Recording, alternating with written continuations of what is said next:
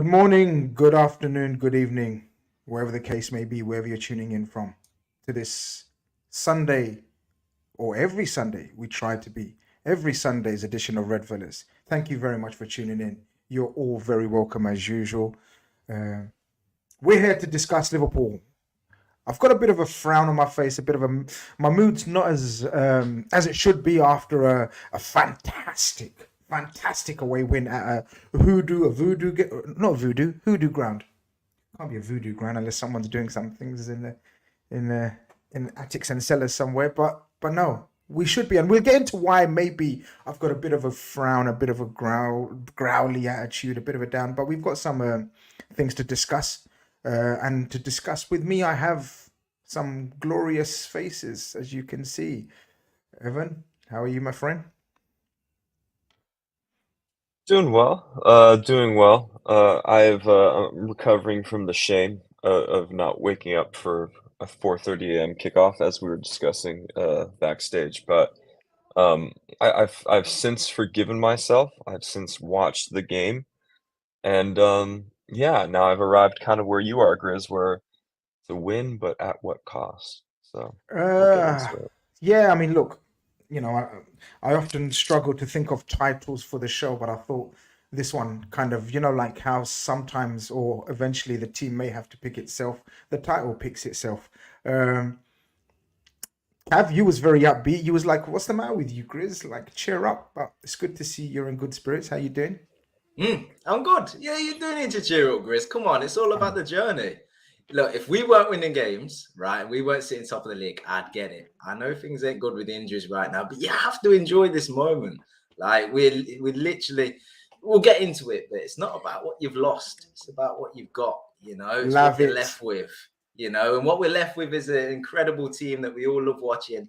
Early win on a Saturday, 12:30. Enjoy the rest of your weekend. Well, there's reasons to be happy. Absolutely, absolutely. And of course, we have Keith Cross with us.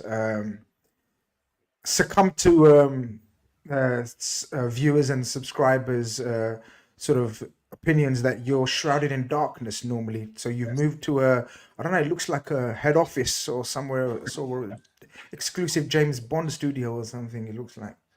This is an exclusive look at the rest of my living room from Okay. yeah. The lighting's better. I was told previously that you could just see a silhouette of me, but when we're performing so well, you need to see The full you. Yeah, the grin. beaming smile. Yeah, When we absolutely. start losing, I'll go back to darkness. Shrouded in darkness. Yeah. And of course, we've got Dan joining us, Dan Club from Redmond TV. Dan, always a pleasure. Thank you very much. How are you doing? Yes, mate, I'm good. I'm much like you. Should be bouncing off the walls and absolutely ecstatic from just how boss the Reds are, and obviously Man City dropping points. But there is that little tinge of me that just goes, ugh. We could have done without probably one or two of those injuries potentially. But listen, as a few of the lads have said, there's definitely reasons to be optimistic and positive. Absolutely. Joseph also says, Dan, the less said about the cricket, the better, right? Yeah, Just very quickly, how's Bazball doing? Wink, not wink, very nudge, well. nudge. Yeah, you can't do baseball in Indian conditions, lads. Let's be honest. That is not going to end well. It only ends one way, I reckon. But yeah, less said about that, the better. Yeah, I love speaking about cricket while we've got Evan on shows, because the look on Evan's face when we're discussing Bazball, he's thinking, what on earth is Bazball? But that's for another show, maybe. We will give a beginner's guide to cricket to Evan one day on a live stream. We will do that. But we're here to discuss Liverpool and all things Liverpool. I think, Evan, it's good actually to come to you first, because, as you said, for the first time ever that I can remember, you actually missed it live. What was it like watching it on replay, knowing the results, just from an emotion point of view? Because there was so much anxiety, maybe from sections of the fan base, trepidation, nervousness because of our record there. We hadn't been, and they've scored 6 goals in the last 2 visits there. All of that, couple of injury situations with us as well, even before the game. We'll get into the post-game.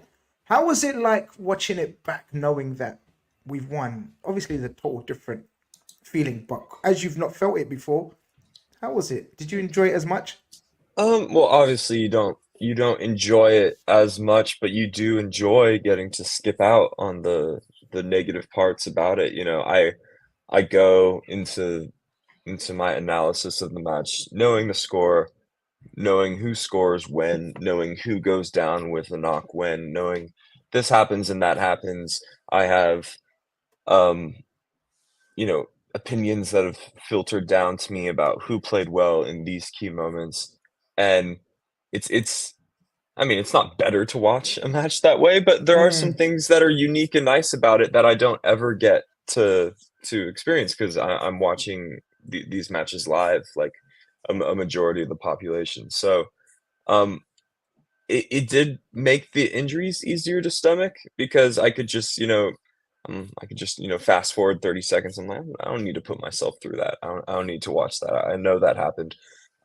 So it was oddly liberating, is what I would say, Grizz. Not better, not the best way to uh, follow a club, but oddly liberating. Yeah, I got a CEO says question. it's less stressful. Go on. So because I did this last week.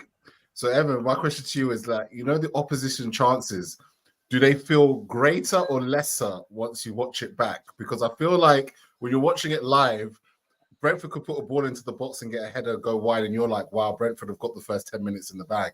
Then you'll watch it back and you'll be like, it wasn't really that bad. What was your thoughts? Particularly because I had first 20, 30 minutes, the Twitter fan base, we were all going crazy.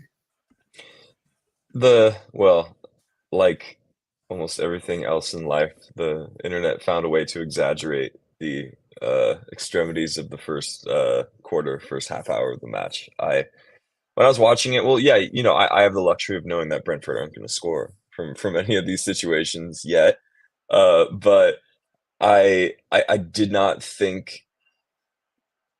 Let me park that for a second. I generally don't get stressful when games open up and we're saying, oh, we're inviting Brentford, we're inviting X team in, we're inviting them, we're turning this into a back and forth contest. I think that kind of favors Liverpool. And I think the nature of the goals that we scored, I think confirm that. Might be confirmation bias, but that's just personally how much faith I have in guys like Konate and Virgil to defend 2-on-2, 2-on-3 situations if we're inviting a team into a game. Yeah, Kev, going into the week, building up to the week, everyone was talking about this game as one of the remaining difficult fixtures, I guess, along with the usual away to Man United, Everton, despite how shit they may be. There are big games in our calendar. Let's not beat around the bush. And then Brentford away was probably seen as one of the top 3 or 4 difficult fixtures away. As I said, with their results, with the height, the set pieces, I call them a sophisticated Sean Dyche Burnley. They're a more sophisticated version of them, more technically fancy version of them, and they've got a couple of technically good players as well, actually. So how was you building up to it? Because there was a nervousness, and then the team comes out, and obviously on the eve, Alisson has picked up an injury, we find out. And is it fair to say young Kelleher? Do we still call him young? He's young, right? Young Kelleher steps in. For a keeper. Young keeper. For a keeper, he's definitely young. Kelleher comes in. We find out Mohamed Salah is going to be used as a sub. Did the team fill you with confidence? Joe Gomez, many thought Joe Gomez would start because of the height factor. But like Evan says, we seem to go with we're going to play our game type selection. While I bring it up, what do you think? Yeah, it's funny, just going back to it at the start, it's unusual to wait 6-7 days for Liverpool to play a football game. So by the time it came round, I was just excited to see our team play again. Of course, hearing about some of the injuries is a little bit of a sort of taint on that excitement and puts a little bit of worry and doubt into you as a fan, I would say. Brentford is a tough test. And I was listening to Christian Norgard, their captain, earlier in the week, and he was talking about their expectations. And he was saying that they, as much as they've had sort of highs and lows, they still are actually working towards establishing themselves as a Premier League side. He said, and then he goes on to say, for them to really believe they need to have 3 seasons in the Premier League. And then I was like, hold on, man. Brentford are only in their 3rd season in the Premier League. It feels like they've been here for a lot longer. And I think I felt like that because of how much of a test they are, and they were a side that They played, as you can see on the screen, 3 at the back, 5 at times. They can do a low block. They can be really well structured. They're physical. They have height, but they also have a threat up top. In Ivan Toney, and has been touted around some of the top clubs in summers gone by. But they had an absentee in Mbuemo, who was also a bit of a tricky player as well. And Johan Wieser, who comes off the bench in the game as well, who also can be a little bit of a handful. So they've got some craft in there. They've got ways that can hurt you. And you mentioned the set pieces. That is clearly an obvious threat of theirs. But also in transition and third man runs, when they play off of the big man up top, they can hurt you in other ways. And I think we see that sort of in the first half an hour, how slick they can be with their passing. So it's a side that you really have to take seriously. If you're not up for it, they will take points off of you. Not necessarily with a win, but as we've seen with results in the past, they'll get draws. They'll make you drop 2 points. They'll score goals against you. So it's all things considered, away at Brentford is a tough test. I was just thankful that it came at a 12:30 kickoff, not a night game under the lights, because that really gets their atmosphere going. So a little bit of, not so much anxiety, but a little bit of worry, going into the game as to what we might be facing. And also, look, from Liverpool's perspective, we don't know how this Liverpool team's going to perform. We don't know how they're going to start games, especially. We more often than not get the result, but the performances are a little bit hit and miss. So I was just a little bit concerned that if we didn't play our games and establish ourselves early on, that actually this could be a game where we drop points. And we know now, with at the time 14 games to go in the league, that draws with Man City on your tails, this was prior to their dropping points, they'll overtake you and you won't catch them again. So it's crucial you win these games. So I understand why people thought it could be a potential banana skin. But thankfully, the guys went out and did the job, which we're all expecting. Lineup-wise, I'll let you guys chat about it. But I was just really excited to see Conor Bradley return, because without getting too carried away with this kid, because he is still a kid and he is still relatively inexperienced, you just can't look beyond him. You can't help but get excited when he's put in them kind of performances, as well as output, goals, assists, defensively solid, energy, and everything else about his game is so exciting to see. So I was really looking forward to seeing him again. And I think, with the absentees, the rest of the lineup probably picks itself. I'm ready to get carried away with Conor Bradley, and we'll get into it once we, I'm not holding back. Forget it. Like you said, we're here to enjoy and cherish the moments, and we're going through some start to his Liverpool career. Keith, I done a brilliant tactical tweet. I mean, I nailed it just before the game. I said, impose our game. Don't give the crowd anything to shout about. I mean, that is tactical, if ever I heard a tactical tweet. That's not been said before, Chris. That's not. I mean, that was some advice to the Liverpool team. Looking at that lineup, was you happy that we were fully equipped to impose ourselves? As we've said, the changes in the lineup.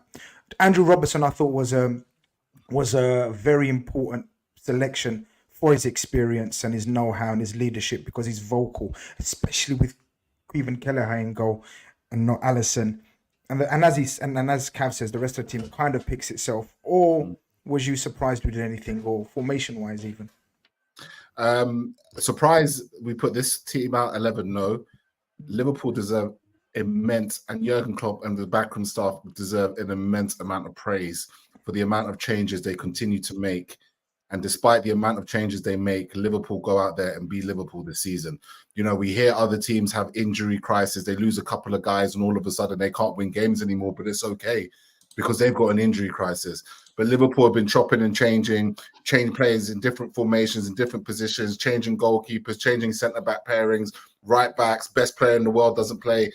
So that 11 that they put out there today, I was more than confident that they were going to dig in and get a result, because that's just what we've done this season. I think the one thing about that, development of these injuries that's been intriguing me the most, and what I was so looking forward to see today, especially after the second half last week, was Endo and McAllister in that middle.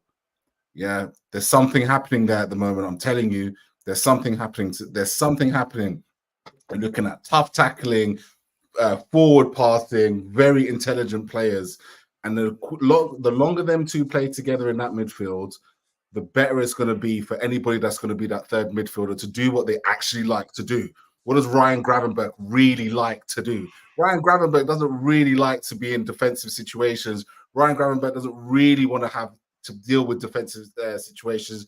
Curtis Jones, you could argue, probably something similar. Harvey Elliott, something similar. Soberslide, something similar. And so, but with this double pivot, is it a double pivot? Is it not? That obviously maybe someone else could probably tell me differently. I'm just interested to see how this evolves because they look really good. And I thought they looked really good again today. So when I saw that team sheet, I was just looking forward to seeing how them two were going to deal with combined, physical team, you know, a team that likes to transition, right? That's what killed us last season. Last season, we were saying legs. We were getting done. We got done, what, 3-1 was it at Griffin, at the G-Tech Stadium? Griffin Park. Whoa, that's a blast from the past. That's Well how done. you know. I am from a bus stop in Hounslow, so Brentford always holds a special place in my heart when I watch these games. But yeah, G-Tech, like they beat us on transition last season, right? They had legs, they had more legs than us. They were direct, and they beat us. So it was interesting to see how far we've come with the midfield that we came in with, and I was very confident with that 11 that we'd actually go there and dig it out because that's what we've been about this season. Dan, do you know last season, and I said it on the show, on a preview show as well, and I said last season was, for me personally, the only time I've ever doubted everything about Liverpool in terms of I sat there afterwards, even before the game, I knew we're going to get beat, and I knew we're going to get beat comprehensively, and I've never, ever felt that about Liverpool before. Well, unless you go to the real dark Hodgson days, right? But you know what I mean? In the modern day recent history, I doubted the players' attitude and desire and their skill and energy levels, and I doubted Jurgen Klopp's tactical acumen and his selection, and if he's being too soft with certain selections. We had to be totally different in all of those aspects this time round, and I think obviously the performance showed that overall. But what was the start like as we get into the game? I mean, before the game, by the way, what did you think about Sky's cameras all about Brentford and hugging each other and motivating each other, and this is going to be a giant killing and this is probably going to end Liverpool's title charge? They were paying for that result, weren't they? Yeah, of course. Everyone loves an underdog story, don't they? And I think the Ivan Toney factor has played into that as well in recent weeks, to be honest with you as well. That's created a whole new sort of look at Brentford at the moment. So yeah, that doesn't surprise me whatsoever, to be fair. But in terms of us, I was right there with you last season, I think, in terms of this particular fixture. It felt like everything that was wrong, everything that was broken about Liverpool really came to the fore in this game. They were better than us in every single department. We lacked heart, we lacked desire. And all the stuff that previously you'd have been called mad for saying about Jurgen Klopp Liverpool was just there. It was evident for all to see. It really was. And it was a hard watch at times, actually. And like I say, that game really emphasised that. In terms of this one, I mean, there's a little bit of trepidation going into it, especially when you do look at that starting 11 in hindsight. And obviously, the minute you see that starting 11, you do just go, well, Jurgen Klopp just fancies us to about football though, and to play our way, and we're going to impose ourselves. We're not worried about what they're going to bring to the party, which is great, which is boss, because there's been times when Jurgen Klopp's gone, probably need a bit more height here. We might have seen a Gravenberch, we might have seen a Cody Gakpo midfield potentially, not shied away from that sort of thing. So I like that confidence, and albeit his hand was forced by a couple of the absentees, I think it's fair to say, in a couple of departments. It was a very much, we're Liverpool, we're knocking up into town, watch what we can do. And I like that confidence. In terms of the start of the game, well, Brentford started better, to be fair. I've got to say, I thought the first 10, 15 minutes, they were a better team. But again, shrinking violet at times last season, would we have rode that storm and got through the other side? Potentially not. So it's another testament as just how far we've come in terms of mentality. That muscle memory isn't there for a lot of these players because it's a new set, it's a new bunch of lads in a lot of departments, which is a positive, given what went on last year. But yeah, I think we grew into the game. I think we got a foothold pretty quickly. And yeah, like I say, at times last year, we'd have gone away somewhere like that. One of those types of grounds, one of those types of atmospheres, one of those types of physical sides that have got to put it on you. It's got to demand you stand up to the test. And I'm not sure we'd have done it, but this season we're a different beast altogether, in spite of a lot of what's conspiring against us, including Sky Sports. Yeah, I kind of agree with Dan, especially about the first 10, 15 minutes. Brentford started off sharper, but again, because of the constant rotation of our team and roles and positions, we kind of become accustomed to a fairly slow start from Liverpool. But we trust these set of players more in terms of the game intelligence coming through. And we're going to get onto the game intelligence side of things. But even in that opening spell, Conor Bradley just shows us things that it just warms your heart. I mean, this guy, what a month he's had, like from a personal point of view, like all the glory and all the magnificent displays earning him player of the month. Is it Liverpool's player of the month and Premier League player of the month? I'm not sure. Liverpool and the fans Premier League player of the month. There you go. So, of his father, but he came back to the team, looked like he hadn't been away. I mean, he's something to look forward to, isn't he? He's a special breed already, and I'm ready to go over the top, unlike Cav. Yeah, sorry, did you ask me or did you ask Cav? I'm sorry. Ev. Oh, gotcha. It's interesting watching Bradley play because he plays like he knows he's good, and which he is. You know, he's obviously very good for his age and his experience level and things like that. I think it would be pretty natural and expected for a young guy in his position to be sort of playing within himself a little bit, not really trying things, not shooting, not backing himself to have an individual moment when the situation calls for it.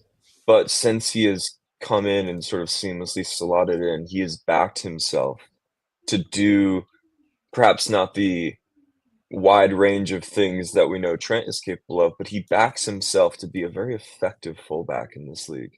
And I think he knew he was at that level prior to getting his run in the team, and he plays like he knows he is that.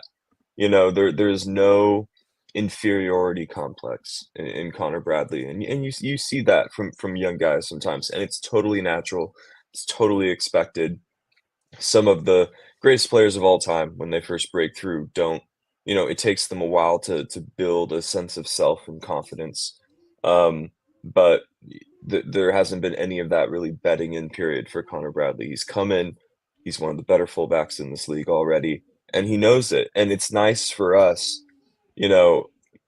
we've on this show and just sort of just on the internet, you could see people, maybe having a dig or two at Liverpool's academy, because let's be honest, it's not, on the level prolifically of some of the London clubs in the last 10, 15 years. So for us to sort of pluck two Premier League ready players in Quansah and Bradley, I don't want to say from obscurity, but to sort of pluck them from, a place where we didn't think we had that type of depth. That's been a real treat this season to sort of just see them come in and go from strength to strength when we didn't expect it. And those are the best, because we go into this season perhaps expecting Ben Doak to play a role, and obviously he gets injured. That's unfortunate. But in return, to compensate for that, we now have Quansah or Bradley, who, obviously we would prefer to start the senior players in front of them, but when we've been forced to turn to them this season, and that has happened more than we would perhaps like, it has not been this nail-biting, worrisome experience. It's been quite the opposite. It makes me excited for the future. It does, Cav, that run and that sort of attempt at that cheeky finish. Yeah, I mean, that just epitomizes exactly what Evan said about in terms of his bravery and his principles, which is, I'm an attacking fullback. And we spoke about it briefly last week, but I'm ready to go in more on him because I love him that much. Like his confidence in, I'm going to impose my game on you. So even though, as we all alluded to, Reguilon started quite well in that opening 5-10 minutes, and we thought, bloody hell, this guy was at United and Spurs and Seville, and he was very highly thought of at Seville, Reguilon. But Conor Bradley just overwhelmed him with his power, with his pace, with his tenacity to get up and to get back, and that was just epitomized by that run. It was a brilliant run and a brilliant attempt at a cheeky finish. Yeah, and like you talk about a young player stepping in and just like playing within himself. Evan makes some great points about him, but not only is he showcasing energy, work rate, and sort of pushing up with the line to make sure he's not playing people onside, and just doing all the very basic tactical things that would have been asked of him from the coaching team. He's actually showing real bags of ability. Bags of ability with that, he's running with the ball, he's running off the ball, recognizing when the triggers for the press and getting in there. Once he's on the ball, his passing's good. He's not got particularly the long range of passing. Not to say he hasn't got it, he's not showcasing it, but his short passing game is brilliant. I love his vision. He plays as a traditional right back, right? And I'll talk about that in a sec, but I love when you're watching the game, and it's so easy to see when you're watching on telly where the three men are, but at pitch level, it's very difficult because obviously you're at eyesight and there's men obstructing men and so on and so on. But you often see the pass and he plays it, and sometimes it's a simple pass, but he quite often does. And he's not reached that level where it's like, it's all about me, I'm going to show everybody what I can do. Actually, he does that as well as going, if there's a better pass on, if there's a way I can play somebody else in, I will do that as well. His assist to Jota a few weeks back kind of showcased that way. He could have drove down the byline, but instead he recognised Jota was there inside and he plays it to him. I love that about him, just that humility and that awareness that I'm still part of this team and I need to make the right decision. It's not all about me, despite all the praise I'm getting. He actually played a little bit more central in this game, especially towards the sort of second half. And I was thinking at the time with how well he was doing with it, I was like, Trent needs to be a little bit careful here about getting carried away, because if Conor Bradley starts to master the inverted fullback role, it really doesn't leave Trent with a whole lot of unique selling point, to be honest with you. Because if you've got Bradley who can play as a traditional fullback, hitting the byline out wide, as well as stepping into the central areas, outside of the long range passing, he's really doing it all, So look, there needs to be consistency there. There needs to be a lot more game time to prove that he's a better option than Trent, don't get me wrong. But really, when I started seeing him playing centrally inverted, I was like, wow, this kid is he's being asked to do a lot. And he's a footballer. We've got another footballer on our hands. Yeah. Like you can tell, he's not just a fullback and a defender. He's actually a footballer. And we're blessed to have a few of them. You know what I mean by a natural footballer? Like I think he could play on the left back role as well, very similarly and very stylistically very similarly. Yeah, they said it in commentary. They said some of these fullbacks now, they're not actually fullbacks, they're midfielders. They just are able to play the fullback role, and that's a huge credit. That's a huge credit to him. The thing I liked about his attempted shot was it demonstrated exactly what you just said, Grizz, where he'd done all the dribbling, he got himself into the position, he worked the space, but he didn't just hit it just a rash shot because he's in goal, because he's in on goal. Actually, he tried to poke it to the side, like Joe Gomez. But he really tried to find the corner of the goal. It showcases a player that really believes his ability and recognizes where he was on the pitch and where the keeper might be and so on. Unfortunate that it was saved, just wasn't able to work on that occasion. But I think he was brilliant. And at that point in the game, Dan talks about how Brentford were the better side. I agree. At the start of that game, Brentford were good and their passing was slick. And at times I was like, Jesus, who's the title charging team here? Because Brentford are playing some brilliant stuff here and we're struggling a little bit. And it takes for somebody to step up and create an attack to give your team a little bit of momentum. And on this occasion, it was him that was able to, tell Brentford, look, it's not the same as last season. We're about it this season and we've still got a threat from all areas of the pitch, and you need to make sure that you're on your game. You're not just going to come here and pop it around. So it was important that you got that early chance and that someone stepped up and just put that in the back of their minds. And we were able to sort of build from there, because I thought we wasn't particularly bad in the start of that game, but the passing was not as good as Brentford's was, and they were creating some more half chances, whereas we weren't creating as much really. So it was important at the time as well, which he did that. I think it's time to sort of speak on the first major incident, which was, and I'm intrigued I want to ask a question that I asked on the call-in show to the callers, but I want to ask the esteemed panel today. But we'll get into it. Free kick. I thought they overloaded on the free kick, but I thought it was maybe a sign of overconfidence from Brentford's point of view. And I think they had forgotten that we still are one of the most potent counter-attacking teams in Europe, and we showed why. Free kick, I think it's fair to say, a hoof up the field.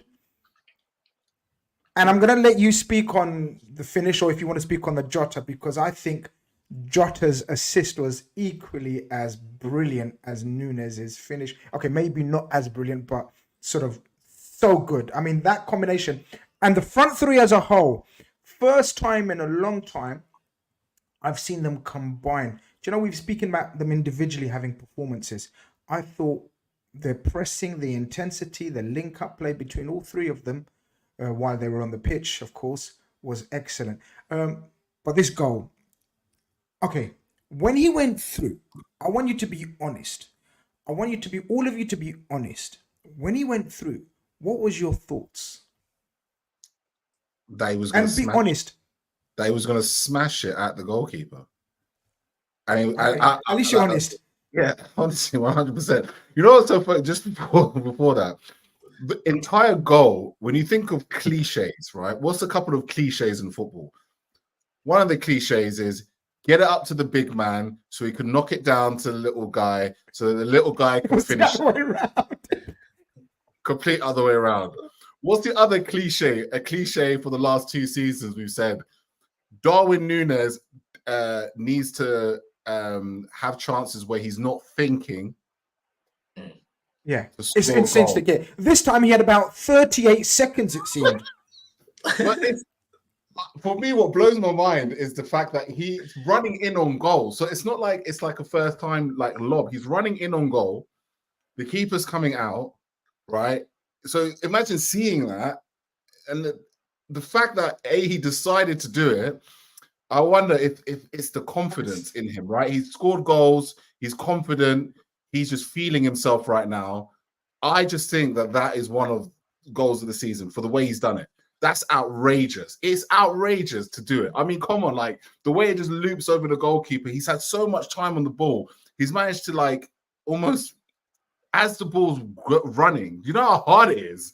A moving ball to just decide I'm going to lob the keeper as he's running out to me. It was just, for me, it was one of the goals of the season. Absolutely no hope that Darwin was going to do anything other than smash it. He definitely wasn't going to cut it back. I thought Diogo Jota it's amazing how, you know, for what, he's 6 foot, I think he is. No, 5 something. He's 5'10". The way he went 50-50 for that header to win that header was just epitomizes the tenacity of the Portuguese, you know, Manator in him. Do you know what I mean? Like, it's crazy. It was just such a mad cliche because you would have thought that any other time it would have been Núñez wins the header, Diogo Jota, the slotter, right? You'll put your money on him to finish it. So I just love the fact that just flew in the face of every cliche going. And I thought it was brilliant goal. Brilliant combination of the two forwards, both in forms. It's lovely to see. Guys, we've all played football at a okay level. I've played at a higher level than you lot. But what look at your faces. But Dan, be honest. What would you have done? I'm interested to see what is the orthodox finish there, right? So you've got Jota, who's alongside you. Defenders are in your slipstream.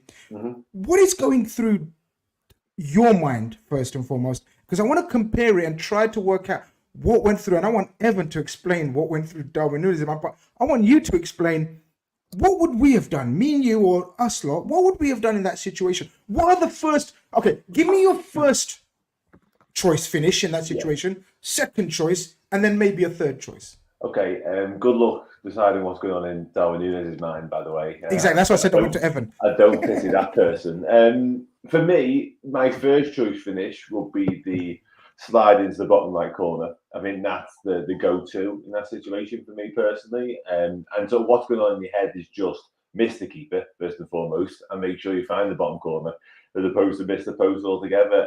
Second choice, probably go round him on the right-hand side again, I would say, because that keeps it on my right-footed, obviously. So a couple of touches out my feet, try and sort of knock it past the keeper, right foot slot. And then third choice is still not the lob. The lob probably stays very low down on that list. Do you get my point? Yeah, third choice. It might just be a smash at that point, to be fair. Just see if you can beat the keeper for pace, potentially get it through him. But yeah, the lob is nowhere near it. And Darwin Núñez is just a fascinating sort of case point on this, because where's that come from? As you've all mentioned there, like we we talk about him being an instinctive finisher and he's at his worst when he's got time. That flies in the face of all of that because it was just outrageous. And it looked like he'd been doing it all his life. It looked like he made his mind up on Friday what type of finish he was going to execute. It was just so unlike Darwin Núñez. I still can't quite believe I've seen it, to be honest. If he could bottle that up, if he could bottle that up, that composure up, and drink from that cup for the rest of the season, he beat Haaland's goal record. But do you know what it is, guys? Like, Ev, I'll come to you, and for me, it depends on the confidence levels, right? If I was confident, and if we were 3-4-0 up, then I would have tried that, right? That's something Bobby Firmino would have tried, possibly 3-4-0 up. This is a title charge we're on. Every goal, every chance is at a premium, especially for him. I thought, with the guy's confidence levels, I thought he's going to... The easy option would have been, like Dan says, smash it in one of the corners early. I would have thought that's what he would have done, right? Bobby Firmino possibly would have squared it to Jota, open goal, tapping, right? What made this guy hit a standing goalkeeper, guys? Guys, the goalkeeper didn't go down to make the decision for him. How crazy is this? He's a local. He chips a standing 6-foot keeper who was having a good game, who's been having good games, a very good shot stopper, and leaves everyone gobsmacked. Even Jurgen Klopp's reaction. I don't know if you guys got some Jurgen Klopp's reaction. He's like, what the? Okay, Chris, go. Like, explain or try to get into the mind of Darwin Núñez, if you may. I don't want to try because I think with all the possible ways to convert that chance, I think lobbing the goalkeeper was the least likely to be effective. You know, it's funny because as you pointed out, the keeper not only stays on his feet, but the keeper hits a limit in terms of how far he wants to come off of his line. So the lob would have to be perfect. Oftentimes, when people dink the keeper, the lob doesn't have to be perfect because the keeper's coming out at pace. They're not slowing down. They go low to claim the ball. You see strikers score all the time, just dinking it a foot and a half in the air, and sometimes that's all it takes. This guy had to, in stride, really lob the keeper. This was some Francesco Totti-esque backing of himself to get it up and over the keeper. Great shout. Yeah, Totti. Yeah, I don't know if I played at a higher level than you, Grizz, but I did spend 95% of my playing career playing forward, and I could tell you in that situation when I had it my way in terms of no one is around me, I'm approaching it head on. I have all the time in the world to make my decision. I'm going around the keeper because if I simply just divert my direction, you know, right or left by 5 yards, I've opened up an angle, you know, and no keeper is going to be able to react to that. So that's probably what he should have done is just a quick, you know, change of direction and then passing it into an open goal. But listen, if you can do it, then do it. You know what I mean? Then analysis is pointless. If he can do it and he thinks he can do it, then who are we to say, oh, he should have passed it, he should have done this, he should have done that. It becomes pointless. But I do think it's fair to point out that he chose the most difficult option in what was a very promising situation. In the finishing textbook. In the finishing textbook. Yeah, in the finishing textbook. I will say the square to Jota was not on. Jota did not get himself onside. I that's one of the luxuries I had of watching the game back. Because I saw on Twitter people say, why didn't he square it to Jota? Why didn't he square it to Jota? I watched back both real time and the replay. Jota would have been VAR'd offside if he'd received a pass from Núñez. If people want to go back, so people of my age will remember Peter Beardsley used to do a shuffle, quick little dink, like pretend he's going to go to the pass to the right, left, and then that would have set the keeper. That's what I would have done. Or Romario would have done it as well, more recent time. I think Bobby would have done something similar, like you said. Pretend to pass it to the right, the goalkeeper goes and you've got an open goal. But this guy, as we said, decides to do the most complicated finish of all. Cav, Mm. from the glory, from the like dopamine, someone said, you know, it gives you that buzz every time this guy does anything. That was massively hampered simultaneously with two huge injuries. First, Curtis Jones. Am I right, guys? Did we score that goal whilst Curtis Jones was off the pitch and we were down to 10 men? Or was the sub on? No, the sub came on. Okay. I think it was after, possibly. Because I've seen a clip where Curtis Jones is walking off the pitch on the sidelines and Harvey Elliott's warming up. And he does, okay, but we might have replaced him by then. Sorry, we might have. The point of the matter is those two injuries suddenly turned the mood, didn't it? Even though we were winning 1-0 at halftime, as soon as we scored, we took control. And we're going to get into the reasons why we think we gained control. But those two injury blows, huge, massive, and they both looked very serious, and they both were so innocuous. Yeah, I mean, we spoke about the start of the game, how Brentford looked to, they were slick with their passing, creating chances, and then we got our foothold in it a little bit, and we started to play our own stuff, and we improved in the game. We gained more control, we were pushing them back. I think, if I may, Nunes, leading up to that goal play, was playing brilliantly. He was playing brilliantly. I mean, I didn't want to miss, because I wrote it down during the game. I didn't want to miss this point. He really, for me, that first half an hour performance when the rest of the team weren't doing well, I thought he was the standout player, and I thought he really was. He was the guy that was like, I'm going to lead this team. I'm going to step up. I'm the centre forward here. I'm going to act like a senior player, because the way he was playing, his movement, they couldn't live with him, and he actually. There was one moment where he cut inside with the ball and he played a reverse pass into Diaz. And I was like, that's exceptional dynamism. If Diaz was more alert to it, he'd have got on the end of that and been through on goal. There was another one where he's played through on the right-hand side. He puts the ball across the box. Again, if Diaz commits there, it's a tap-in. And I'm thinking, Jesus, for all of like how average we're playing, this guy's playing exceptionally well. This guy's doing brilliantly, and his touch and his control, his link up, you know, his dynamism is brilliant. And then he goes and takes the goal. And I just thought, yeah, this, you know, despite how we play, as long as we've got this guy on the pitch, we're gonna achieve something, you know. And that was, I read that's his 23rd start now for Liverpool this season, and it's his 24th goal contribution. I mean, that's a goal or an assist in a game. You know, which is unbelievable. Is why no matter what, if he's fit, you play Darwin. But like you say, that's the confidence boost that we got from taking that goal. It's crucial because it kind of takes not the stuffing, but it's a little bit of a blow to the ribs to Brentford, because it's like, as good as you've been, you're still behind. You know, and we were able to build from there. But the injury comes, and it's the first point that gives you a little bit of a reality check. It's the first one where you go, it's not all going to be plain sailing. This is Liverpool. Nothing's ever easy, is it? And oh my God, we've got another injury. You know, we're already without, you know, some big names. And Curtis Jones has been exceptional this season. We spoke about the balance that he adds to this team, both offensively, defensively. He was playing well. You know, his footwork was good again, and he was linking things up. And with Endo coming back and McAllister moving into the 8, you kind of felt like you needed a player that's been consistently playing just to kind of help, you know, that midfield 3 that Keith spoke about, just find its feet a little bit. You know, you don't want to be changing a whole host of things across the midfield. And he was the one consistent on that left-sided 8 position. So when he went down, it was very worrying. And then to follow it with Jota, I mean, Jota he won an award himself this month, right? I'm trying to remember. Was it Premier League Player of the Month? Yeah. Was it 5 games, 3 goals, 2 assists, something like that?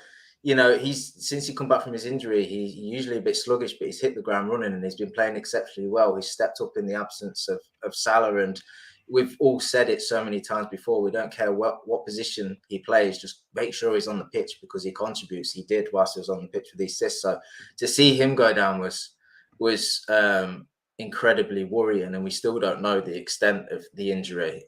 So you're right, Grizz. It's like, we're ahead. This is great. We're building now. but that was a sting, that was a blow, and it's like, oh God. I mean, it puts into your mind, as good as Liverpool are, and as well as we're playing, and the mentality we're showing to get results, you know, against adversity and whilst not playing well, and all these things. It's like, how many injuries can you really keep picking up before it really just takes that option of winning the league away from you?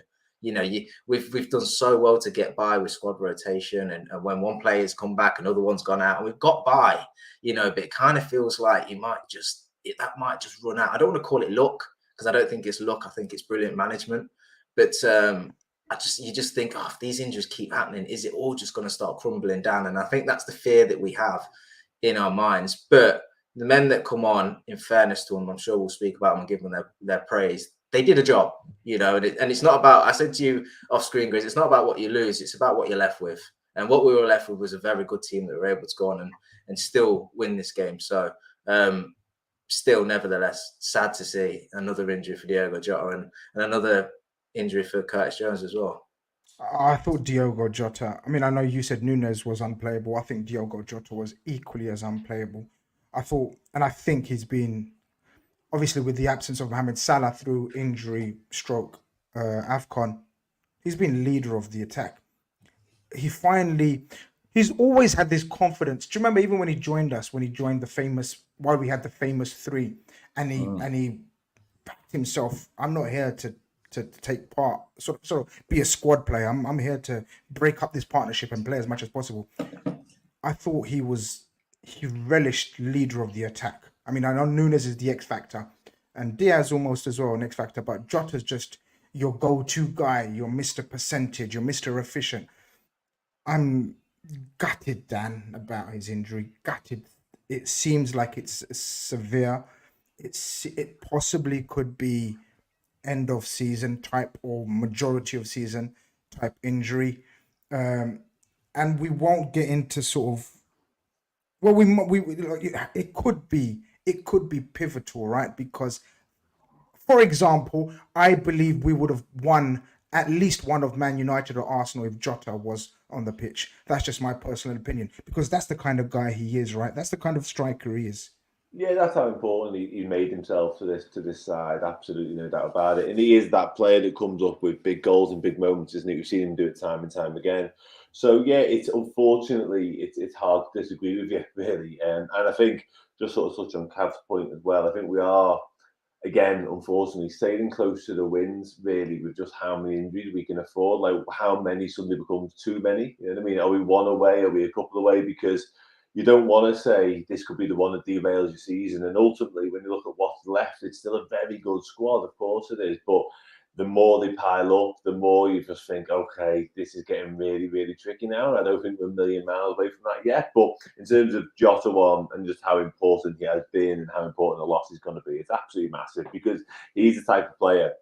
He's probably the most versatile of the attacking options as well. I'd say, obviously, we know Cody Gakpo plays in midfield a little bit, but in terms of across the front three, I think Diogo Jota is that guy. And there's nobody I'd rather have when it comes to sort of the dying embers of the game. A chance falls to somebody. Mohamed Salah is Mohamed Salah. The guy is a genius. He's world class. But Diogo Jota just has this knack. He has this goal scoring knack. He's a natural scorer. He's a natural leader. He's got this gnarl about him. He's got this grittiness about him. I just love watching him play football for the Reds. And I don't want to go as far as say his loss is going to be a difference maker in terms of what we can achieve this season. But there is this nagging thought in my head that it could be. And listen, I have full faith in Jurgen Klopp and the lads that are rest that have left, that they can make it work and they can sort of find a way of overcoming that, because they found a way of overcoming so much adversity this season, not just in games, but in the round games as well. But as I say, unfortunately, losing someone as pivotal as Diogo Jota and someone as good as Diogo Jota does feel like we're getting into the territory of like, right, that's really damaging now. Dagger. Absolute dagger, as you say, Dan. But isn't that the story of Diogo Jota at Liverpool? Listen, I feel like we've been here now. This is his 4th season at Liverpool. I feel like this is it's a major injury every season. Every season, Diogo Jota goes on a bit of a run, right? He becomes important, bangs and goals. Like, we're like, yo, this guy, what a steal from Wolves. The tweets start coming out. we start comparing him to Robbie Fowler, Diogo the Slotter, boom, injury. He's missed a lot of football games for Liverpool. It's so sad, actually, because I think the one time when he had the longest amount of time where he didn't get injured was the time where he couldn't hit the fucking barn door. He was like, when he went on that fucking long run where he didn't score a single goal, it's probably the longest time he's probably not been injured. It's what a great shout. Yeah, it is 100%. This is the modern day Daniel Sturridge.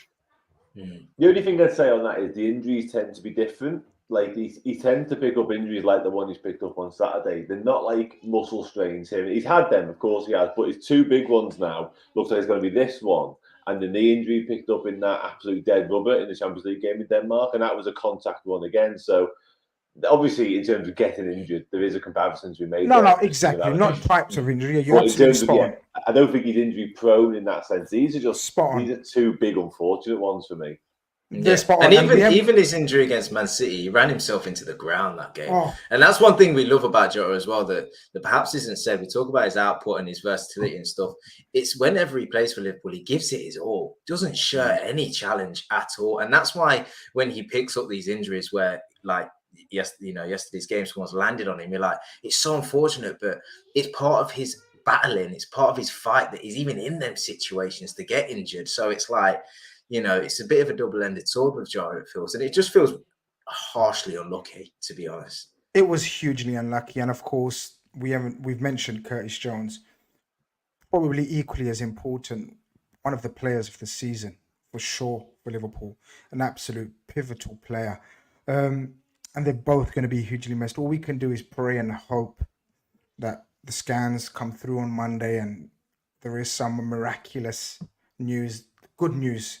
But let's see. It's time to gloss over the replacements, though, Keith. We'll start with you, and Gravenberch comes on.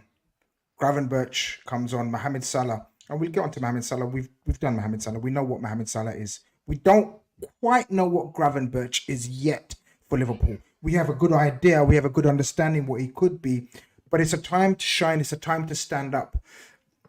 And I thought, in my humble opinion, and we're about to get you guys' I thought that was his best 45 in a Liverpool shirt. Circumstances, opposition, only 1-0 up. I thought, in conjunction with the other two lads that we're going to come on to as well, I thought he helped control the game from there onwards. Yeah. Best game in the Liverpool shirt so far, but there's a reason why, in my opinion.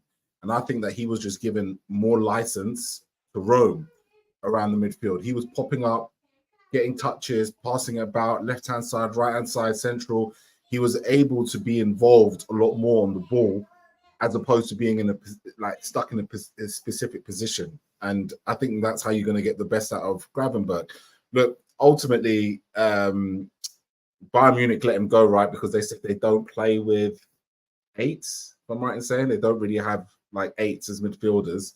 And that's why they had to let him go, whereas kind of Liverpool... Mate, Bayern right now are playing without anything, mate. Yeah, without a midfield, it seems. But so forget about them, yeah.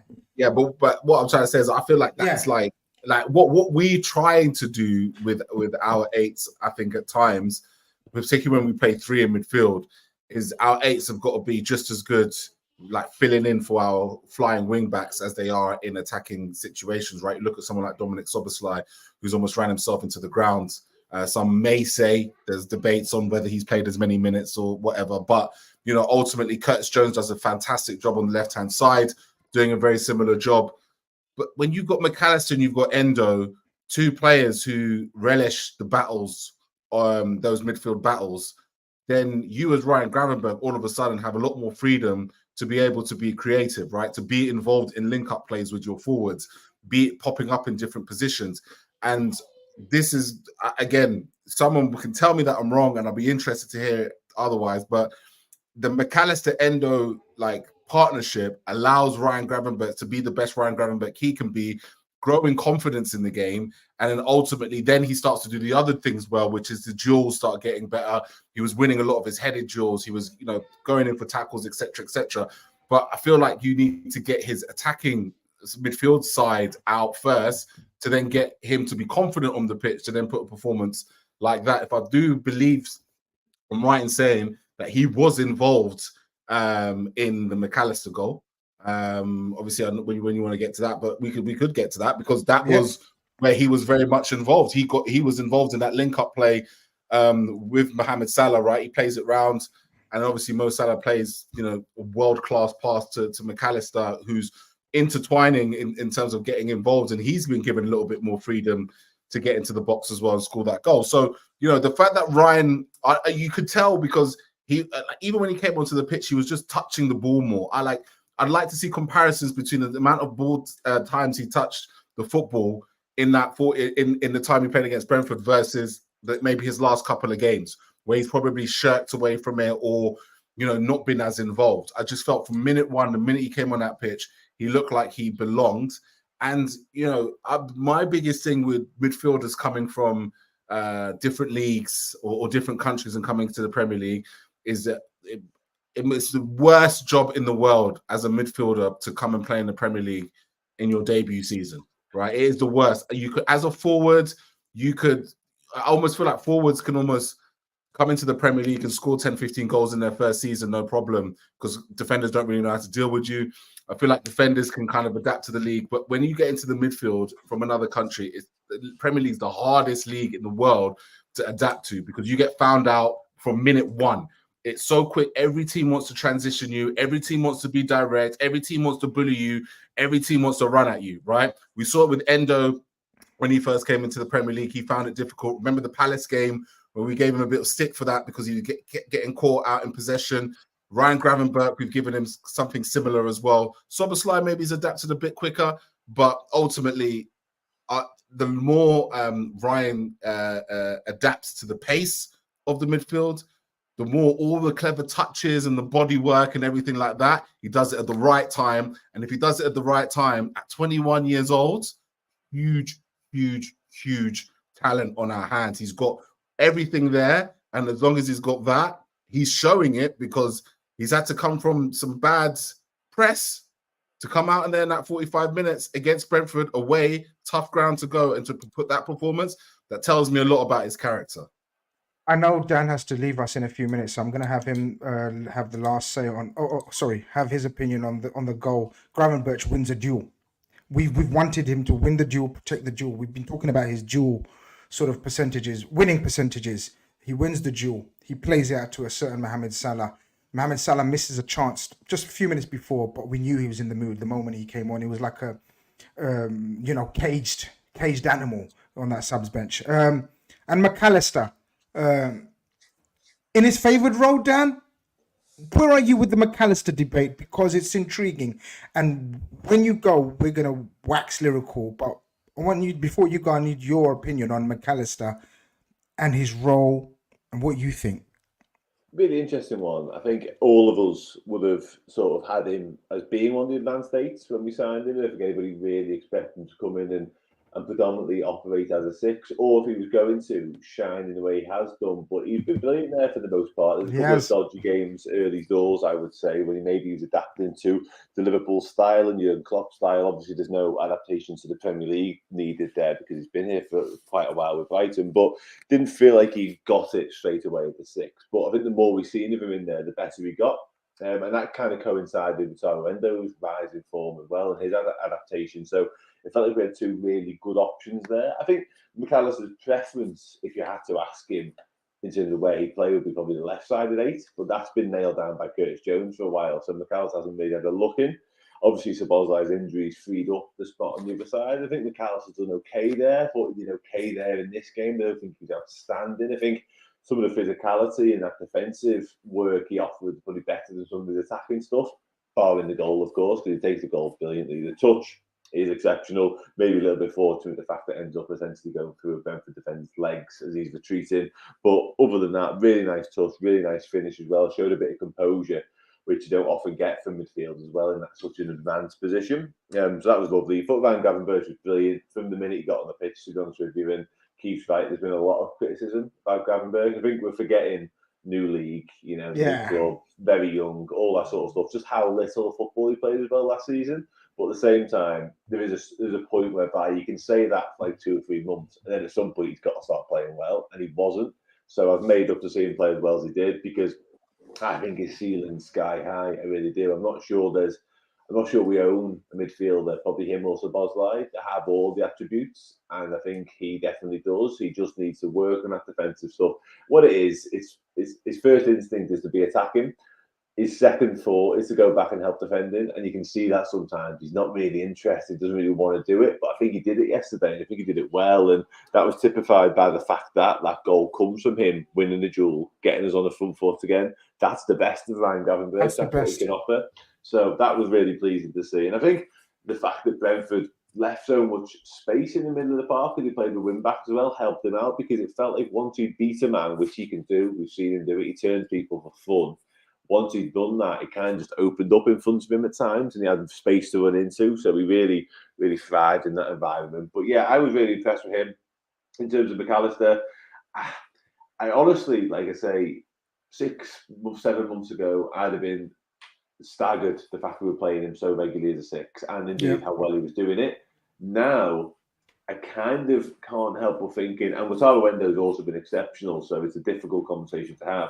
I think McAllister, his best position for us might be as a 6. I really do. Now, our limited options in the 8 now probably changes that for the next few weeks at least. But let's just say we're living in a world whereby Curtis Jones is back available in 2-3 weeks' time, and Dom Szoboszlai likewise. I'm not sure McAllister gets in ahead of either of them based on his performances as an 8. And that might be a little bit harsh, but I don't think he's outshone either of them two in any of his cameos as an 8 yet. I think his best performances for Liverpool have come as a 6. Interesting. Well, Dan, I know you have to leave us. Just want to thank you very much for giving us some of your time, and we hope to chat soon. Yeah, no worries, but take care. Have a good one. Thanks, Dan. See you later. Nice one, Dan. Evan, do you want to touch upon Mohamed Salah's contribution before we get on to some Wataru Endo chat? Because Mohamed Salah scores the 3rd goal. We finish off the incidents of the game. Is it the 3rd goal? Who scores the 3rd? Yeah. The 3rd goal, isn't it? Yeah. He misses. We expected a rusty Mo, and that first chance was a rusty Mo. But that smile was a cold killer smile. That wasn't that smile he gave to everyone. Like, by the way, guys, people. Sorry, let me just might as well before. I'm so sorry. It's just as important. Apparently, where's this? Apparently, Diogo Jota has avoided a serious knee injury. He'll be around for 2 months, and his Euro 2024 place. Don't really care about that, to be honest with you. Place is not at risk, according to Record Portugal, who are a reliable outlet. And if that's the case, initial live reactions. Start with you, Ev. I mean, it's really bad news. I mean, yeah, it's cool that he's avoided a serious knee injury, but 2 months from now, we'll be in the last 3-4 games of the Premier League, and if so, 2 months means 2 months till he starts training. I would imagine, you would guess something like that. And even then, is he going to come back in and immediately unseat a more established front three and people who are in rhythm? This could easily be season ending, because they are guessing 2 months. 2 months could easily mean 2.5 months, could easily mean 3 months, could easily mean 1 month. I don't want to say it's all negative, but this is still potentially season ending for Diogo Jota.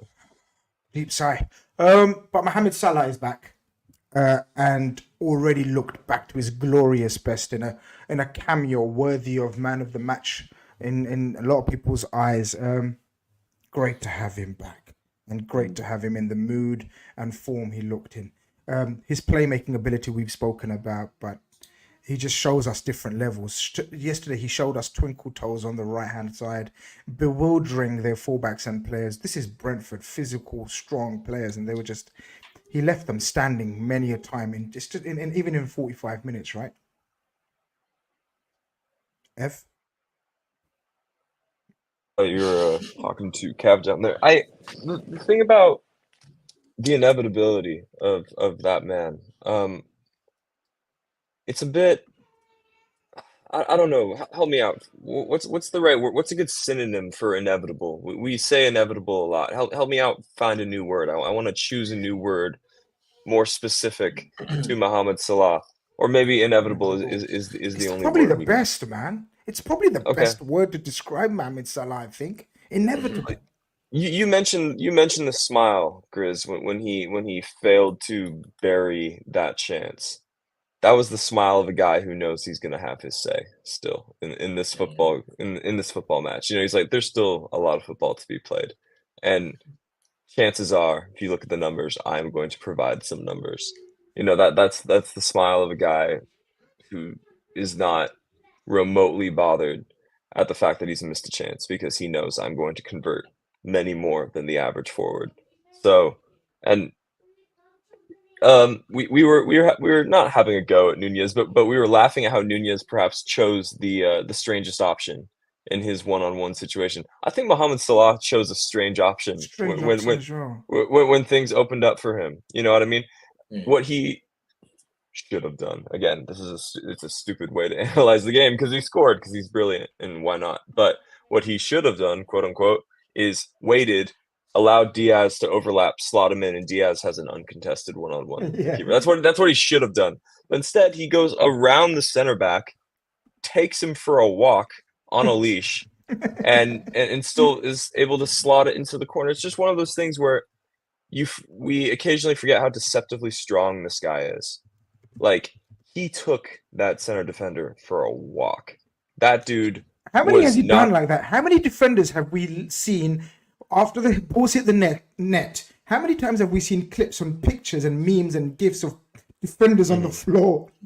Yeah, It's quite unique. it is unique, and it's helped him just stay elite for longer. You know what I mean? I'm not gonna, you know, he's a physical freak, but I'm not gonna sit here and say he's as fast now as he was when he was 24 because Yeah. he's not. He's not. But being in such peak physical shape and having so much core strength and having, you know, just so much, you know, just weight to throw around, it's allowed him to. We still think of him as a physical presence. You know what I mean? Mane had a bit of that too. Yeah. When Mane lost a step, he was able to still be strangely effective, even in a center forward role towards the end, just because he was a tank. You know, so Mohamed Salah has that trait as well. And you're right, Grizz. You know, we can sit here and talk for hours about how many central defenders he's taken for a walk over the years. But you know, with Yeah. Salah, sorry, just one thing. The kids, that's why you use resistance bands and Bosu balls in the gym. Okay. That's Why where didn't you tell me this earlier in my life? I'm here, Habib, for you. If you want to have that core strength, yeah, to be able Okay. to balance yourself in those Some situations. personal training coming with Mr. Goldmouth himself. Okay. Take notes. I watched that LFC training all the time, and you see him in there with the bands and that. Always. That goal is the result of that. Our result of domination, in my opinion, was two major factors. Alexis McAllister we've touched upon and we've glorified, and I thought it was a brilliant, intelligent performance from Alexis McAllister. Absolutely elite levels of game intelligence. But Wataru Ando needs to be spoken about, Cav. We were, I don't know.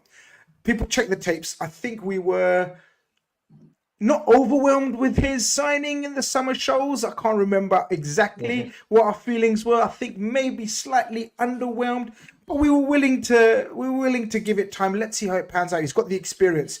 What I found very quickly, Cav, is he is one of the most intelligent players in the squad. He may not have the physical attributes to match his brain right now because he's 30 plus now, something, guys, and he's played a lot of football. But the guy has left me astounded in terms of not only in defensive transition where to be and just knows where to collect the ball, but also underratedly in attacking transitions. He's always in pockets of just give me the ball and I'll pop it off to someone more talented or technically gifted than me, which is no shame at all. He reminds me of, guys, hold it down here. I don't know if I've said this before. He reminds me of Lucas Leiva a lot. Lucas Leiva was never, in my opinion, the most technically gifted, player. He wasn't. A lot of people said he's very Brazilian, if I may say that. But this guy, Wataru Endo's game intelligence and experience is shining through right now. Absolutely, yeah.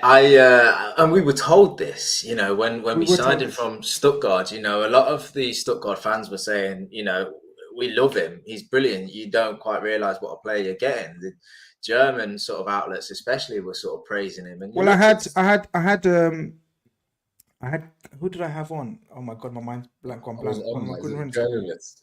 Oh, I did, and he was telling us about. Oh my god, my mind's gone blank. I'm so sorry if he's in case he watches.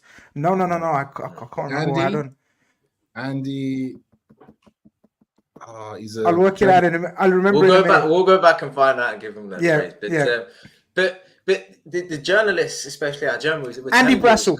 Sorry, Kev.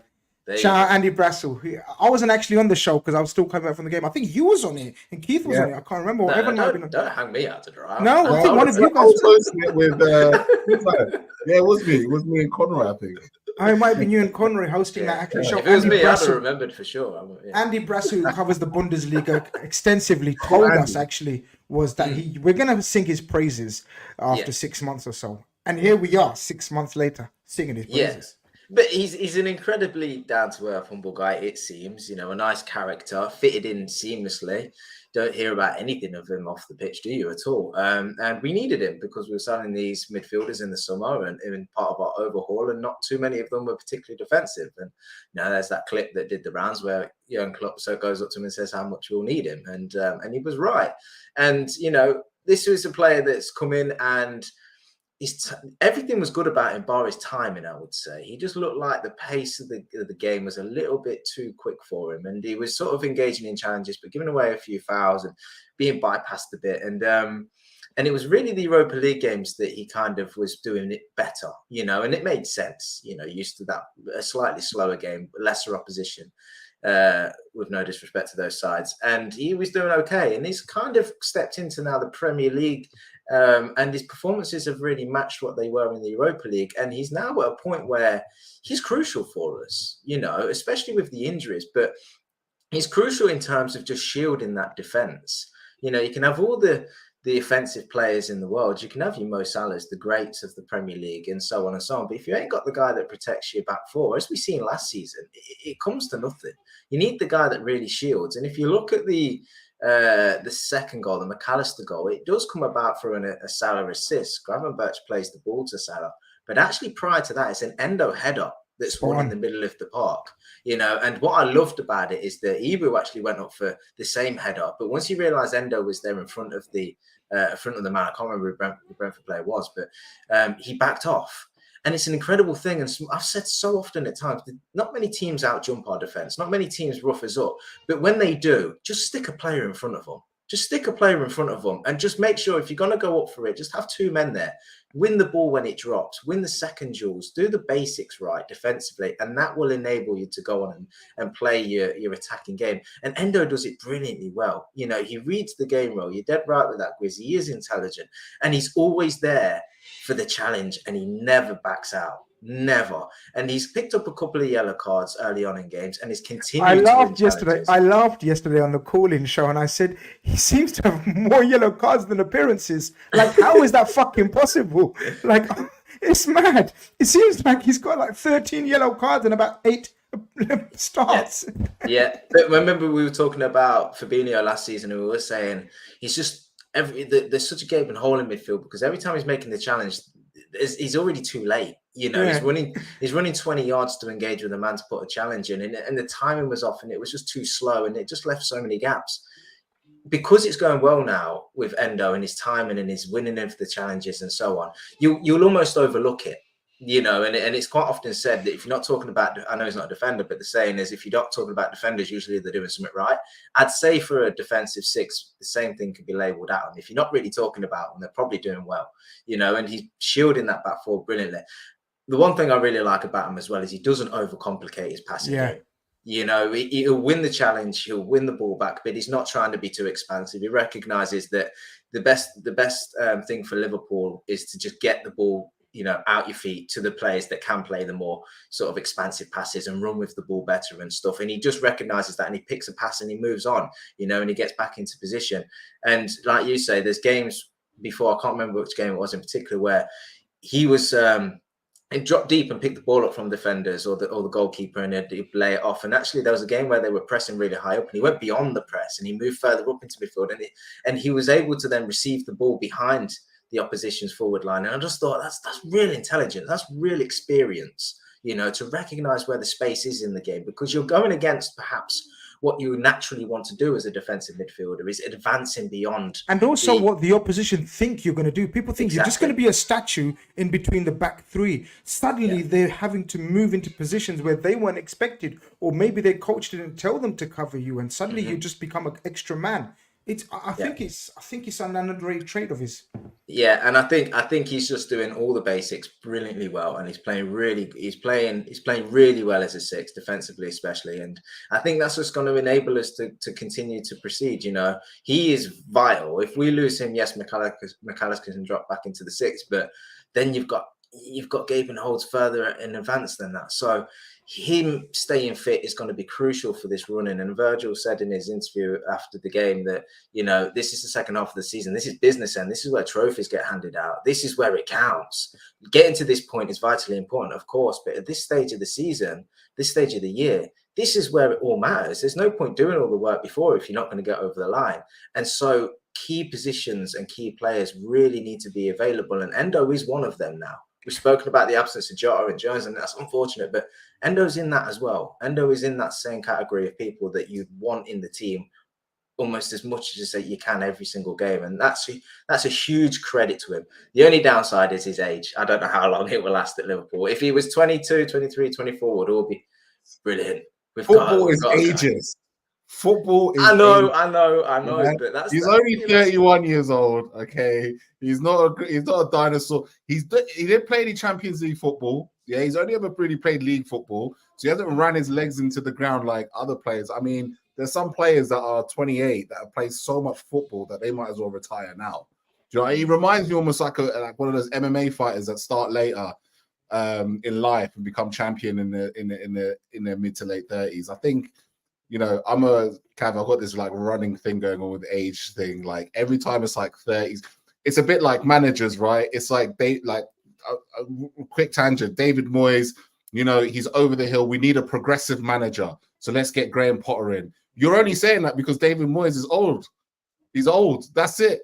Progressive equals old, and I think it's the same with players. Like it's almost like and not just French you can. It's almost like you can't sign a player. Keith. I entered the 30s club 3 weeks ago. I'm one of you lot now. I'm there. Trust me. Year on year, it's going to offend you even more. Like, nah, I'm 33. I'm on you. 40s here, son. 40s. I like the cards, guys. I just have to say that about Endo. I like the cards. As cool as it is to finish at the top of the fair play rankings or whatever it is every year since Klopp's been here. Yeah, that's cool. Man City finish at the bottom on and off the pitch. But it's nice because how many times last season how many times last season were we watching people just waltz past Henderson and Fabinho? And I know it might seem like, low-hanging fruit to have a go at them because they're not at the club anymore. But it's true. It's true. The amount of time it's one of my pet peeves in football when someone has to take the mother effing card and nobody does. I am permanently scarred from Adebayor scoring at the away end in the Champions League against us at Anfield, and I think it was 2008, 2009, where 4 or 5 Liverpool players should have just wrestled Theo Walcott to the ground, and nobody did, and it was it just rattles me to this day. I will never think of that moment in moments like that and not get upset. Wataru Endo, even though I don't believe he's the long-term profile for this position for Liverpool, to his credit, he doesn't allow that. There isn't any. I've yet to see a moment where I'm like, Endo, just bring him down, or why didn't you just stick a foot in? Just take the card. Dude takes the card. He does Takes it. the- He he reads takes the our card. mind. He not only reads the game, he reads our mind. He was watching the game. He was at Anfield when Adebayor scored, and he said, "That's not acceptable. If I'm not ever in this happening. position, It's not that's simply happening. not going to happen when I'm on the pitch." I like that about him, and I like that from a defensive mid. He takes his yellow at any point in the game, and he has the Regardless. experience. He has the experience and the know-how to not get sent off, to know not to do it again. You know what I mean? And here's the thing. If he was younger, if this was Endo coming to Liverpool at 22, 23, yeah, he might, be a little quicker, a little stronger, whatever, but he would probably be getting sent off because he didn't have the experience to not know to do that, We also learned in the game. Sorry, Chris. I just wanted to in a game against Brentford where the referee was just blowing up every foul as soft as it was for Brentford. And McAllister, in fairness to him, he got away with like 7 or 8 little fouls and didn't get a yellow card. But Endo, who obviously did, he quite easily could have got sent off because it was that kind of game. The referee was giving so much to Brentford that he could have easily just picked up a real soft yellow and have gone. So credit to him. there was I think there was a tweet, Evan, if you can find it again, one before you put up. We learned yesterday that he's actually got a sorry. book. I've lost it Yeah, now. I got you. Damn. No, I'll grab it. We actually learned yesterday, it was from a channel member. Yeah, Pixelated Pigeon says, I really want to read Endo's book after hearing about that last show. They need to translate it. Last night's show, we actually learned from someone, one of the callers, big up the caller who told us, he's got an actual book called Duel. Duael. But it's not out in English, apparently. So people need to get a hold of that book and get that translated. Endo, the one we've just been talking about, just Duel. He's got a book called Duel. You can't make it up. Amazing. Brilliant. What a man. What a cult hero he could turn out to be for us. And long may it continue. There you go. A book called Duel, Evolution of a Footballer. Wow. Get that on your reading list, people. Get that translated as well. Someone else, we're talking about step-ins and people need to stand up and people need to be counted now and people need to show their levels. Cody Gakpo scores the 4th goal, Keith. Another player that is going to be vital now, obviously. He's going to be one of the 4 that we're going to be relying on majority of the rest of the season. I've said before, I think he's a fantastic finisher. He made it look easy on his left foot this time. He's a clean striker of the ball, left foot, right foot. I like him. Are we gonna have to find a role for him though, in terms of right, left, or center? Or the way we're playing, we're rotating quite a bit, guys, with the forwards. Look where Salah ends up. Look where Diaz ended up. And whilst Darwin and Jota were on the pitch, look how they were interchanging positions as well. How do you feel? I'm open to it. As you know, Cody Gakpo suffers from his ability to be so versatile. And he has suffered this season big time. Cody Gakpo has played on the right wing, left wing, up front, through the centre. He's played as a number 8. Heck, I wouldn't even be surprised if he's played as the number 6. You know, if he had stayed on the pitch against Tottenham, he probably would have played as a number 6. The guy's played literally all over the pitch, and I think he has suffered a little bit as a result. But one of the most fascinating things about him is that he always scores. He always scores goals. Sometimes he scores the 4th one, sometimes he scores the 5th or the 3rd, but he will always bag goals. Like the fact that now he's in double figures for the season, despite the fact that I'd argue that he's probably been, he could argue that he should be playing more football, and he's probably suffered at the hands of Salah left for AFCON.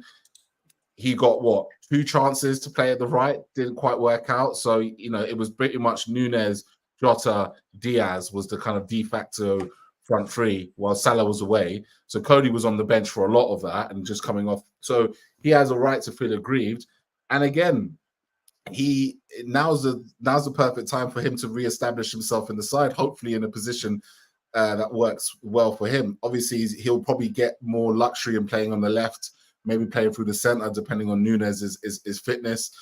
He said one thing which was quite funny, but actually, I'll be interested to know if it's true. They were doing like a I think they were, they're doing those like, oh, who's the best this and who's the best that, and he was like, they asked, oh, who's the best finisher, and he goes, when it's hitting it in the corner, like low shot corner. He said himself.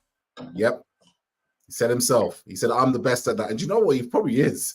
He strikes the ball the best. Like he like bottom corner, you know that when Cody hits that ball, and when he took that strike on against you knew it was a goal. I love those goals because he hits it so like sweetly and it just hits the net and it makes that nice like noise. I don't know what it is. It's something satisfying when the ball goes in. And that's that crisp noise. So he's got the talents. And actually, to be honest with you, I know people there may be some detractors from Cody Gakpo, but actually, if I'm Cody Gakpo, I probably feel the hard done by. I thought he picked up some serious form towards the back end of last season. He was pivotal in our run to pushing for that fourth spot. He's come into the new season. They try and play him in midfield. He doesn't really get a run of games at the forwards, still scoring goals into double figures for the season. So, if anybody's to feel aggrieved this season and actually has a chip on his shoulder going into the next few games and wants to prove a point, I think it's Cody Gakpo. And I'm really interested to see Cody Gakpo with a chip on his shoulder because I think he could really take the mantle from Diogo Jota. That's my guy. Sorry, That's Keith. my guy.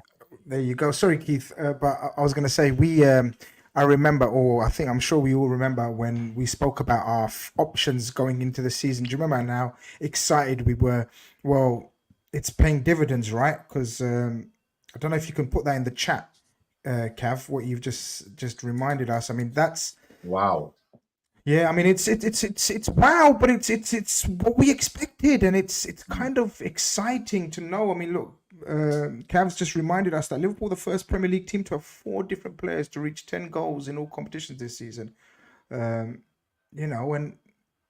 it's quite is that in all competitions? Sorry, all comps. Yeah? Yes, in all comps. I mean, it's in any other season, the amount of injuries that we've had would have completely derailed it. How many seasons can you look back on in the Klopp era and say that, yeah, if the injury crisis reached this point, we would still be competitive? We wouldn't be, because we've never been that deep. But look, we are that deep. We can spread it around. You know what I mean? Mohamed Salah is the exception here in that he's just an output monster. But the reason we are still afloat is, apart from the obvious part of Klopp's just incredible, we are deep. We have depth. You know what I mean? We can field 2 different front threes competitively at the highest level at any given moment. I always said the most anxious part about going up against City a few years ago was that City lost De Bruyne essentially for a whole season and still got like 99 points. We couldn't have afforded a Mane ACL, a Firmino ACL, a Salah ACL. We just didn't have the depth. We didn't have the depth. We got that wonderful purple patch out of Divock, and he'll be sung about for hundreds of years because of it. But realistically, we could not Divock our way through an entire season. Now we can. Mo goes to the AFCON. We have 5 other forwards I would be comfortable playing in a Champions League final. We are deep. You know what I mean? And it makes me feel good. It's the only reason I'm keeping my sanity in these moments. Trent Alexander-Arnold has basically not really been playing for the past month and a half. Yeah. We just pluck one of the best young fullbacks in the world from nowhere, and now he's here. You know what I mean? Andrew Robertson, dislocated shoulder. Joe Gomez just slots in, and we become a different team with a different sort of shape. But we are deep. You know what I mean? Like, it is bothersome to watch 3 people go down in one day. But look at where we are. You know what I mean? The craziest stat that I've seen, and I'm just gonna hop on over to Twitter real quick and pull it out because it was just so mind-blowing, is that Liverpool have not started the same starting lineup twice in a row since the 2nd game of the season. Wow. And think of how pragmatic Klopp has been. Klopp has gone on record to say, if I don't have to, I don't like to rotate because he likes. How many times have we been saying, "Wow, unchanged lineup, fixtures are coming thick and fast. Klopp, why don't you rotate?" And he just didn't. Not only because we didn't have the depth, but that's just how he prefers to do it. Like, and here's the thing: if we had been more healthy this season, we probably would have seen less rotation. It is what it is, but we're deep to the point where we can handle these levels of consistency. We can flirt with disaster. We can take on perhaps a lack of chemistry between players who don't always play together. You know what I mean? How many midfield threes have we fielded this season? How many back fours have we fielded this season? It's mental. But because we are so deep, it's hard to catastrophize too much about it. Have Evan mentioned the word deep about 16 times in his monologue there. But he's right. We're deep into the final furlong, some may say.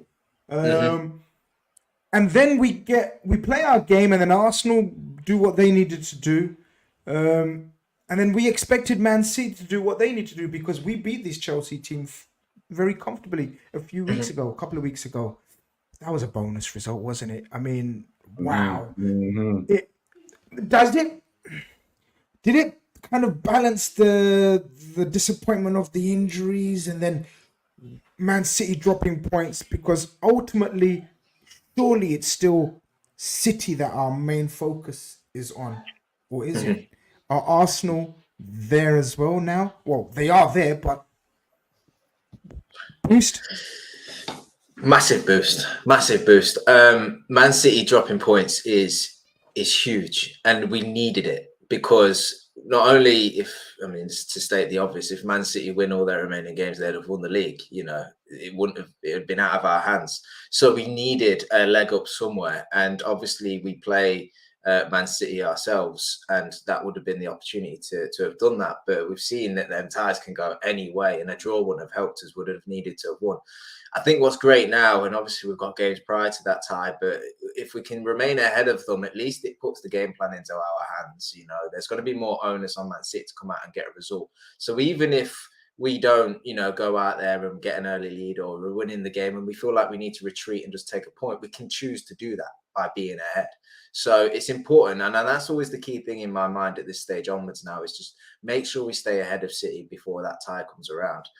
But 13 games to go, you're not far off the final sprint now, and we always say, oh yeah, Man City and Liverpool, they're so capable of going on 13 game winning runs. Well, a 13-game winning run right now wins you the league. So although there is 13 games can sound still a lot of games to some people, it's really not when it's so tight, and that any drop of points is a massive boost to the opposition.